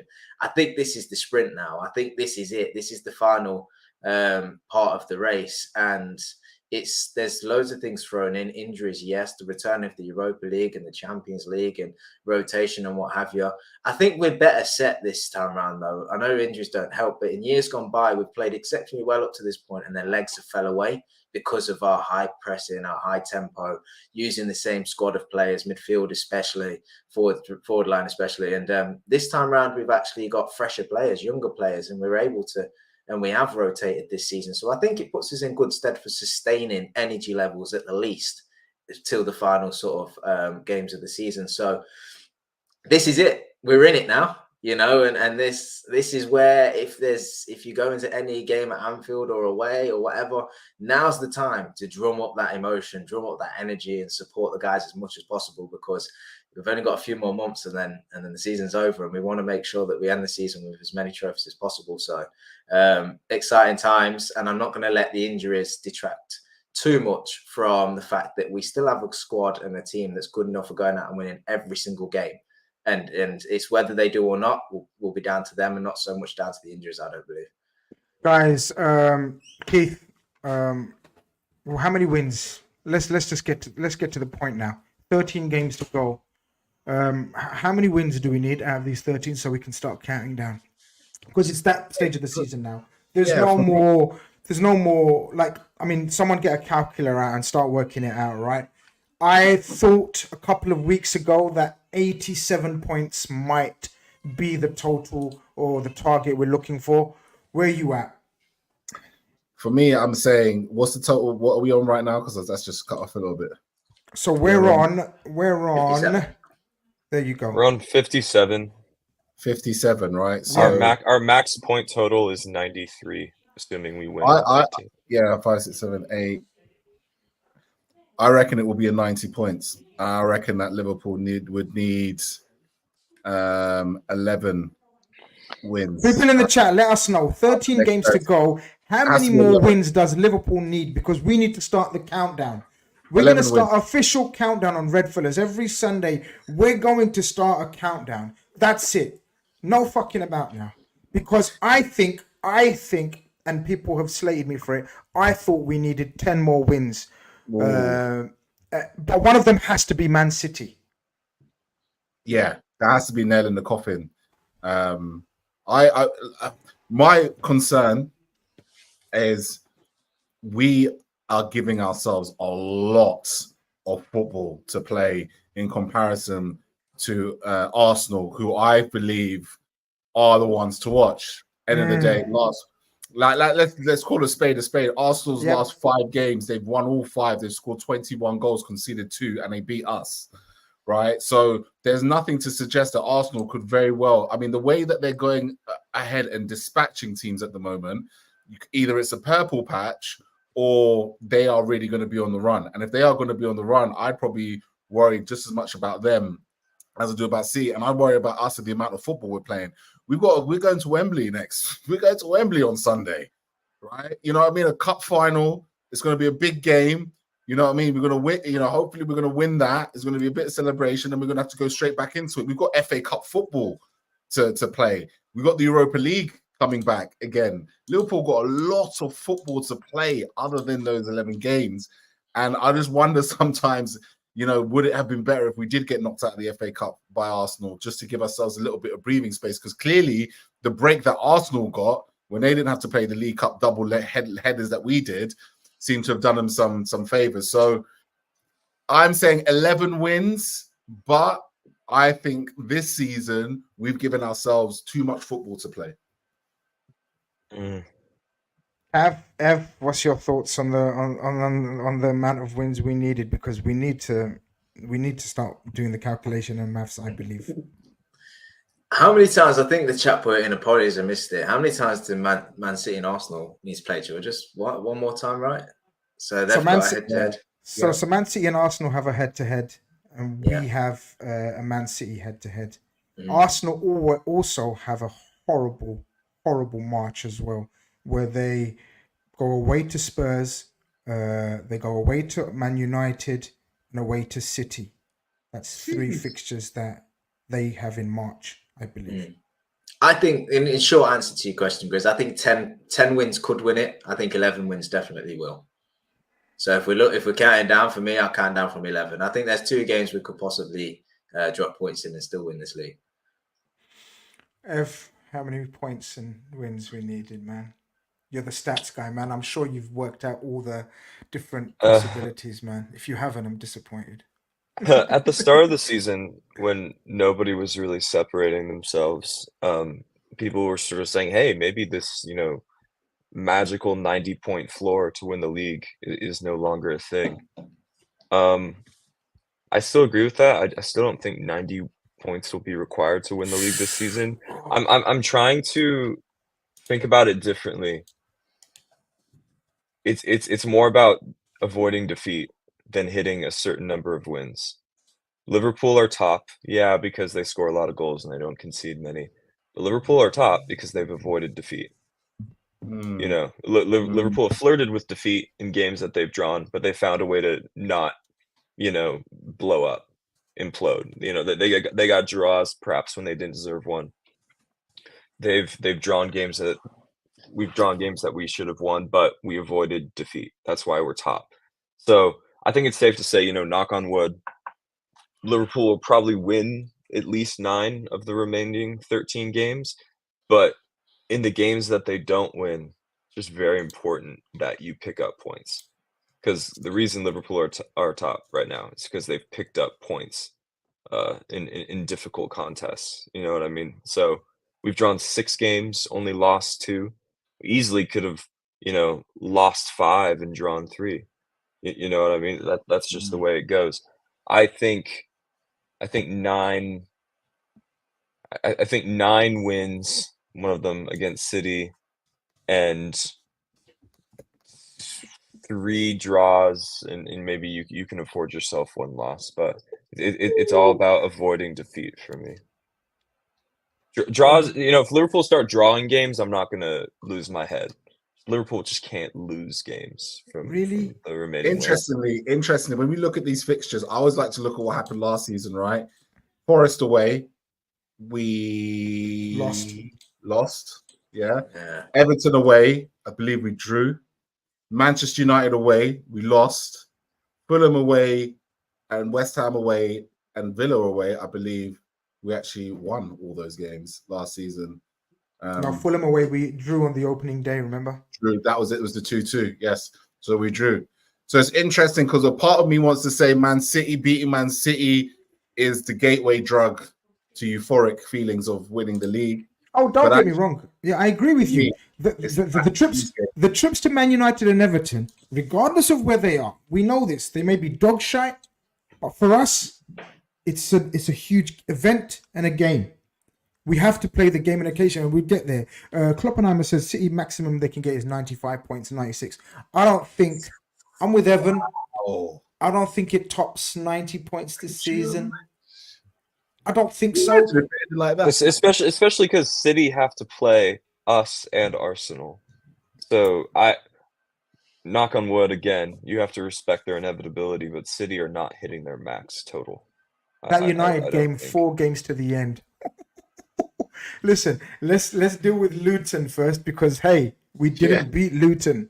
Yeah, guys, if it's offered to you right now, a draw against Man City, are you taking it? After what Evan said about not losing and absolutely. You taking the draw? It's Manchester again. It'd be great. It would be great. We would vastly increase our chances of winning the league if we beat them. But again, guys, it's about avoiding defeat. Guys, you have to be pragmatic. In the chat. Yes, no answers in the chat. This could be a very decisive splitting. Everyone's saying no. If you draw to City and then you win the other game, all the other games you're expected to win, you win the league. That's how I'm thinking about it. If Liverpool versus City is essentially a coin toss, they're both brilliant teams, and it's a coin. The previous fixture ended in draw as well. If you just win all the other games you're expected to win, if you just play the numbers and play the percentages, you absolutely take a draw against City. I'm thinking about it practically. It's determined, to be honest, the feeling of a draw is determined on what Arsenal do, because Arsenal are 2 points behind us. So they play before us. Oh no. Liverpool City is before Arsenal. Is Arsenal City before Liverpool City? Are you saying that it depends on that game's result? I believe so. So Arsenal's next games are. No, we play City first. We play City first. So that negates your theory. Yeah, so that negates your theory because I know you want to see the result of that. Not even the result of that. I want to see the result of the obviously Arsenal got Chelsea, Brentford back-to-back home games. If Arsenal can slip up, basically what I'm saying is that if we draw against City and Arsenal continue to win, they go above us. So that draw becomes feel like a loss. What's worse, if we don't win this league and Arsenal go on to win it, that is going to hit so hard. That is going to hit so hard. Because all these title challenges with City, I've been saying, it's a 2-horse race and we keep losing out by that one time. We need extra teams to step up. We need other people in the conversation. And if that happens, then Arsenal actually go win it ahead of us. That's going to be such a kick in the teeth. There's not a single universe in which I wouldn't take a draw against City. I'm just going to double down on that. Okay, so he's doubling down on the draw. Keith, I'm assuming you're not taking a draw. You're going for the win or bust or draw. But you're not guaranteeing a draw. You're not taking the draw option. As long as the gap between Liverpool and Arsenal going No, into that's a cop out. No. it's 3 points. I'll take the draw if we've got a gap. If not, we have to win. If we are still 2 points ahead of Arsenal going into that game, we have to win. No, that's not the question. No, you have to You have to win. You beat City. Halas, win the league. Cav, are you taking the draw right now? Point guaranteed. Or are you risking? Yeah. 3? No, I'm taking the point. I'm taking the point. Oh, If you hand me a point now, I'm taking a point because I think if you it's a hypothetical world, if you risk the point and give Man City the win, it's done. If Man City beat Liverpool, it's done, in my opinion. I think they just go on a run there. They just win every game remaining, and that's it. If you give Liverpool a point, it kind of keeps it in their hands. And I think Liverpool are good enough to beat everybody else remaining. I think Arsenal have shown us in the past, as good as they are, and keep you dead right, they're smashing everybody at the minute. But when it really, really comes down to the crux of it, although I think they'll be better positioned, they still have a history of, falling at the final hurdle. So if Conroy was on the show, he's saying, if Conroy was on the show, he would have said, have to win. You see, just reminding us, okay, we're going to finish off with this question. What do we want in the Man City Arsenal result? Assuming we've taken the draw, you've taken the point. Here's what I've been thinking about this lately. Obviously, in these scenarios, we say, "Oh yeah, a draw would be a good result because we're actively rooting against both teams." We want somebody to lose that game. Okay. We want somebody to lose that game, guys. It's about avoiding defeat. It's about avoiding defeat. When you are going for, it's about avoiding defeat. This is where we're at. A draw for both City in that City Arsenal game. A draw keeps them both afloat in the race. A loss for either of those teams could sink them. Now you know what type of loss. I would rather start sinking the teams one by one. Yeah, you know what I mean. But here's the thing: if I had to choose a winner, yeah, I want Arsenal to beat City. Obviously, you want to, stick a thorn in the stomach. It's Man City's toughest fixture left, apart from us. Yeah, like the rest of their fixtures are a walk in the park. All right, so from that aspect, that's the game we need them to drop points as well as not losing to them as us. Keith, are you Arsenal, Man City? Are you draw or one of the teams? Are you with the theory of Evan? I'm with Evan, but it's the manner of the defeat. It has got to be an emotional, 6 minutes, kills. Like the team that loses are out on their feet, emotional, like gets in tears. Really? Does it matter? And unfortunately, because it's the 31st of March, right? And we've got Brighton at home that day, by the way. And I think we played them first, right? So we can not only have a March, but you know who that needs to happen to, sadly? That needs to happen to Arsenal. That needs to happen to one, I just need to interject real quickly. We have not addressed the elephant in the room, which is City's kryptonite. Where do they have to go? No, they've been. Samuel says they both have to go. No. They've been to City. They've been to Spurs. They've been to Spurs. Okay, well they still have to play Spurs, and Spurs are City's bogey team. Home and away. Spurs they don't. They need to go to Spurs. They do need to go to Spurs. Yep, 20th of April. I'm so sorry if I'm mistaken. Yeah. City's record. I beg your pardon. At Tottenham is appalling. I beg your pardon. It was the FA Cup. Yeah. I beg your pardon. It was the FA Cup they went to. I'll tell you who has fucking annoying say. It's Manchester United. They play all three. Yeah. Their only purpose in life right now is to ruin someone's party because there's no party going on their house. There is no party going on at their house. Their only purpose in life, lads, is to ruin Arsenal, City's, or Liverpool's party. There is another team, Chris, who do have a party. They have their own party, and I'm right. I'm right in thinking they have to play every team still, and that's Villa. They're currently fourth, and this is important because in a landscape where everybody besides the superpowers Oh shit! is getting hit with FFP warnings and FFP charges. The financial benefits of Villa getting in the top 4 is huge. They've been Massive. splashing the cash. They need that money. They need that money if they want to continue their upward trajectory, because everybody besides the traditional superpowers and the oil clubs does not have any. I think we're learning that now. So That's a great Spurs have a say. United, Villa. Wow, there's some super fixtures to go then in that case. Because Spurs, Villa are vying for top 4. There is no team that's not, and Man United. So basically, everyone's playing for everything in this mini league that we're going to be encountering in the. I told you guys, this is going to be one of the most epic endings to the Premier League season ever. I just hope we're on the happy side of the. There's so many layers, and we're only kind of just like I don't know. We no one was expecting us to be in this position. Nobody would have said we would be here. No one on this show. No one really out there. So for us now, understanding the gravity of the approaching business end, Always remember, Evan. Always remember, the key focus was just to get back into the Champions League this season. This is the building season. Don't do that. Look at this guy.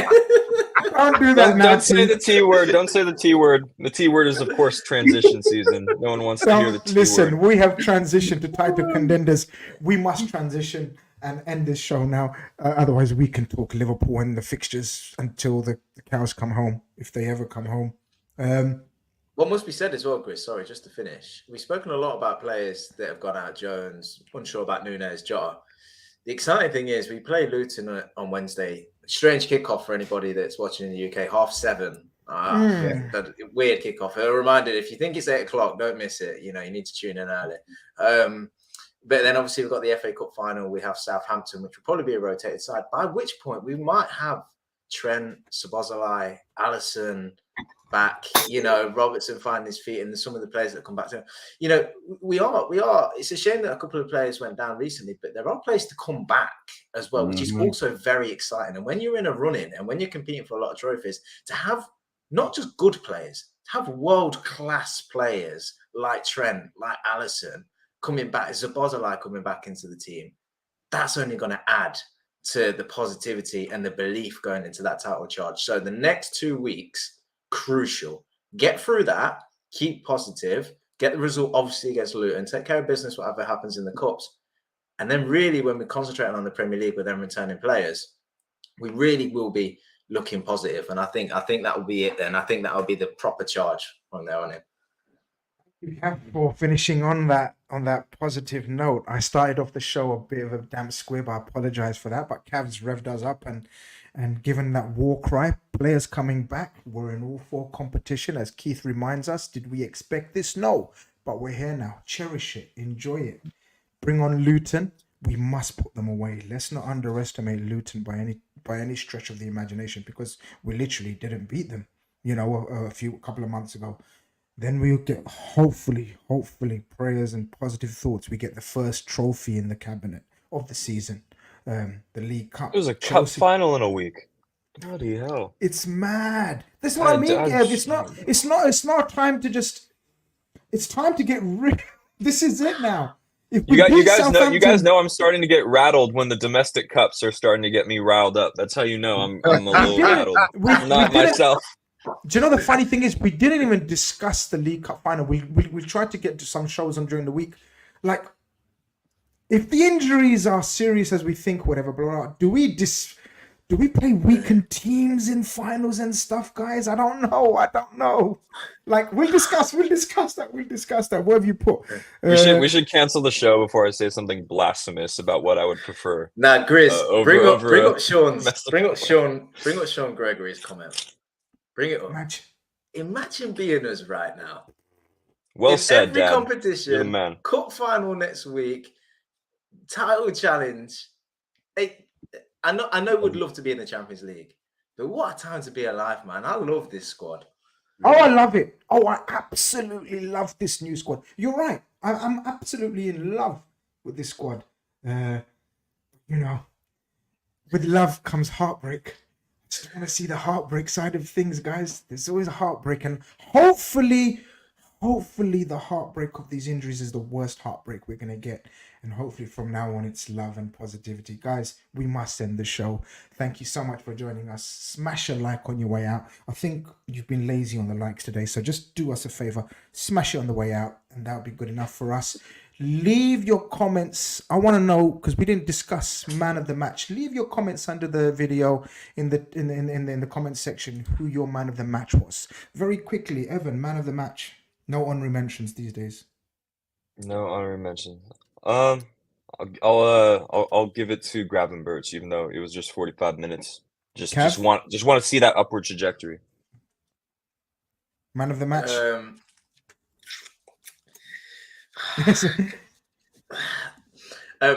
Endo.